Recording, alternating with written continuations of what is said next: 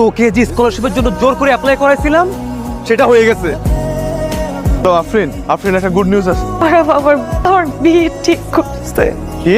বাবা আমার বিয়ে ঠিক করে ফেলছে। আমি আর আফরিন একই সাথে পড়াশোনা করি। জানি। আসলে আমরা একজন আরেকজনকে অনেক ভালোবাসি। আপনি যেভাবে আপনার মেয়েকে আদর করে বড় করেছেন, আমি ঠিক সেভাবেই আপনার মেয়েকে আগলে রাখবো। এ কথা আমাকে আরেকজন বলেছিল। শুনেছি তোমার বাবা মাও নেই, কখনো খালার বাড়ি কখনো মামার বাড়িতে থেকে মানুষ হয়েছে। ঈদে কোন বাড়িতে যাবে সে বাড়ি ঘরও তো ঠিক নেই। এমন একটা রুটলেস ছেলের সঙ্গে তো আমি আমার মেয়ের বিয়ে দিতে পারি না। কথাই যখন বলছো আমি তাহলে এতক্ষণ ভেতরে চুপ করেছিল কেন? কিচ্ছু বলো নাই কেন? একটা বারো তোমার বাবাকে বললা না কেন যে তুমি আমাকে ভালোবাসো? আমি এতিম দেখি কি আমি রাস্তার ছেলে? তুমি আমাকে ভালোবাসো না? ঠিক আছে চলো সবকিছু বাদ, আজকেই আমরা বিয়ে করবো। চলো। পাগল হয়ে গেছো? তুমি আমাকে বিয়ে করবা না? না। আমার আসলে না বোঝা হয়ে গেছে বুঝছো, তুমি একটা বেঈমান। তুমি একটা বেঈমান, তুমি কখনো আমাকে ভালোই বাসো না।